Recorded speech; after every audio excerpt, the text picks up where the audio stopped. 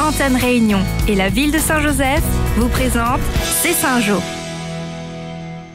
Dans C'est Saint-Jo, le prix Livre Hebdo décerné à la médiathèque de Saint-Joseph et la fête de fin d'année pour les 45 enfants des micro-crèches de la ville. C'est maintenant C'est Saint-Jo.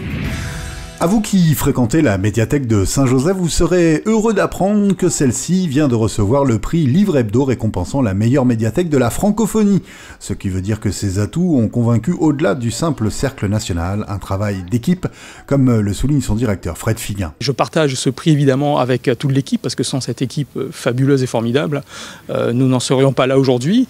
Mais je tiens aussi à remercier l'ensemble du réseau des bibliothèques et médiathèques de Lille, parce qu'il faut savoir que c'est un super réseau avec une entraide formidable et on travaille de concert pour le livre et la lecture. Parmi les critères qui ont été récompensés, l'accueil, c'est primordial. On écoute Nadine Ténor, l'adjointe du directeur. Sur l'ensemble du réseau, c'est pas que médiathèque, mais sur l'ensemble du réseau de lecture publique de la ville, nous avons plus de 70 agents et à chaque banque d'accueil, comme vous voulez là par exemple, comme vous voyez derrière l'accueil là, ils sont 5 et dans les différents espaces pareil, il y a plusieurs agents au niveau de l'accueil. Autre aspect qui ont permis d'obtenir cette belle récompense, la densité, la variété des animations proposées. Il y a une semaine, nous assistions à une lecture théâtralisée de textes de Beckett. L'artiste Isabelle Martinez nous confiait son plaisir d'être à Saint-Joseph pour démocratiser l'approche de cet auteur irlandais. On s'est rendu compte que les gens connaissaient pas très bien Beckett, ou en tout cas avaient un a priori sur l'idée que ça pouvait être un auteur intellectuel, hermétique, métaphysique, alors que pas du tout. Et donc du coup, voilà, on voulait le partager, faire connaître son style, son écriture, aller jouer dans les lycées, les médiathèques, hors les murs, en dehors des salles de théâtre, mais aussi dans les salles de théâtre. Sinon, c'est la première fois que vous venez à la médiathèque de Saint-Joseph ? À la médiathèque de Saint-Joseph, oui, c'est la première fois. Et comment vous trouvez ? C'est splendide, ce sera pas la dernière fois, je pense. 4e prix en moins d'un an pour la médiathèque de Saint-Joseph, quelque chose nous dit que ça n'est pas fini.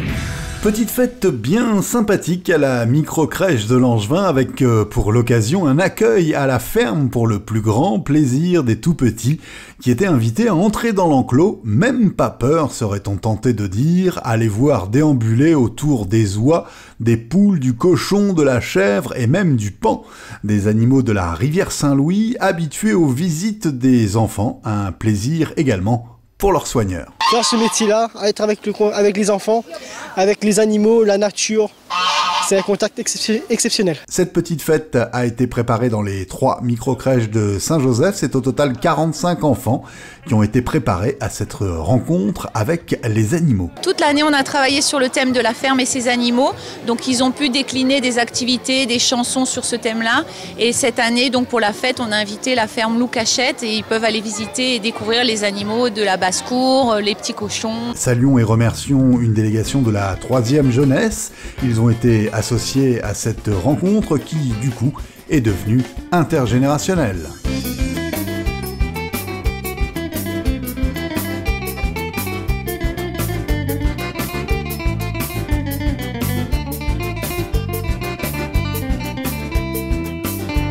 À l'agenda, les Nuits du Python avec le 19 au soir, à partir de 20h30, Jazzonera, Lynn et Tonton David. Et le 20 décembre, Joe Pilgrim, T-Prince, Maprine, Jimmy Nati et Racine des Îles. Tous ces concerts sont bien évidemment gratuits.